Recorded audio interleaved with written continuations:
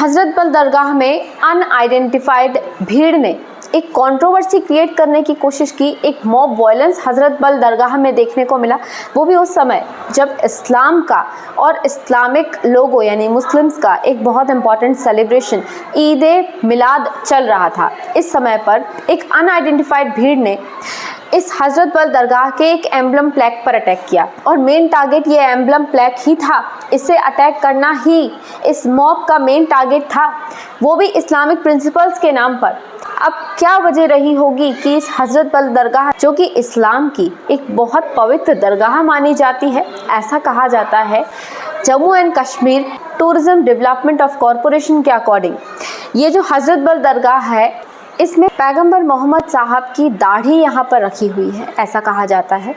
ये जो पैगंबर मोहम्मद साहब की दाढ़ी है इसे मोई-ए-मुक़द्दस भी कहा जाता है और ये मोई-ए-मुक़द्दस मुस्लिम्स के लिए बड़ी पवित्र मानी जाती है। मुस्लिम्स के लिए एक बहुत पवित्र अवशेष है ये मोई-ए-मुक़द्दस। अब ये दरगाह जिसे इतना पवित्र कहा जाता है, यहाँ पर रिनोवेशन का काम चल रहा था। Jammu and Kashmir Waqf board ने इस पवित्र हजरत बल दरगाह का रिनोवेशन करवाया, ब्यूटिफिकेशन करवाया, क्योंकि यही प्रोजेक्ट था, रिनोवेशन एंड ब्यूटिफिकेशन प्रोजेक्ट था, जिसके तहत हजरत बल दरगाह को इंटीरियर डिज़ाइन करना था, जिसमें जम्मू एंड कश्मीर का जो ट्रेडिशनल कल्चर है, आर्टिस्टिक ट्रेडिशन है, वो भी मेंटेन हो और साथ ही साथ में इसमें मॉडर्निस्टिक फीचर्स को भी इंटीग्रेट किया जाए। उसी के तहत हजरत बल दरगाह को डिज़ाइन किया गया।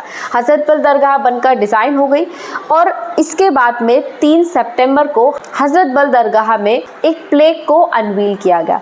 इस प्लेक की ही वजह से कंट्रोवर्सी शुरू हुई और आखिर में कन्वर्ट हो गई इस लार्ज मॉब वायलेंस में। हुआ कुछ ऐसा कि ईद ए मिलाद के दिन शुरुआत में कुछ थोड़े बहुत लोग यानी कुछ मेंस ने इस प्लेक को टारगेट करने की कोशिश की, उसमें लगे हुए एम्बलम को टारगेट करने की कोशिश की और कुछ समय बाद एक बहुत बड़ी भीड़ औरतों की आई और उसने बड़े बड़े पत्थरों के साथ इस प्लेक में लगे हुए अशोक एम्बलम को तोड़ दिया। अब मेन टारगेट ये अशोक एम्बलम ही था। मॉब का कहना ये था, या दूसरे जो लोग इस बात को सही मान रहे हैं उनका कहना ये था, ये एम्बलम प्लेक इस्लामिक प्रिंसिपल्स के अगेंस्ट में है। इस्लामिक प्रिंसिपल तौहीद को फॉलो करता है, जिसका मतलब होता है मोनोथिज्म को फॉलो करना। मतलब किसी भी प्रकार की मूर्ति पूजा इस्लामिक धर्म में निषेध है। मूर्ति पूजा इस्लामिक धर्म में बिल्कुल कंप्लीटली प्रोहिबिटेड मानी जाती है तौहीद प्रिंसिपल के तहत। अब उनका कहना ये था कि ये जो एम्बलम प्लेक बना हुआ है, अशोक एम्बलम, जो कि भारत का नेशनल एम्बलम भी है, ये एम्बलम हमारे इस्लामिक प्रिंसिपल्स को टारगेट करता है, उसके अगेंस्ट में है। भला एक एम्बलम कैसे इस्लामिक प्रिंसिपल्स को टारगेट करेगा?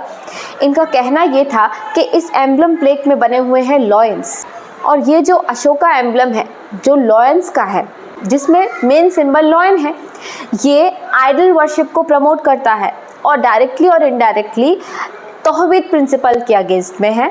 हम आइडल वर्शिप नहीं करते, इस्लामिक प्रिंसिपल के अगेंस्ट में ये एम्बलम है और इसलिए इसे तोड़ना ज़रूरी है।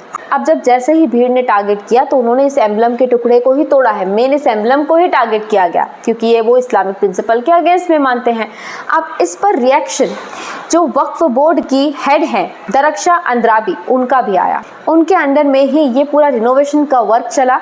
उन्होंने इस पर्टिकुलर वायलेंस को आतंकवाद का नाम दिया।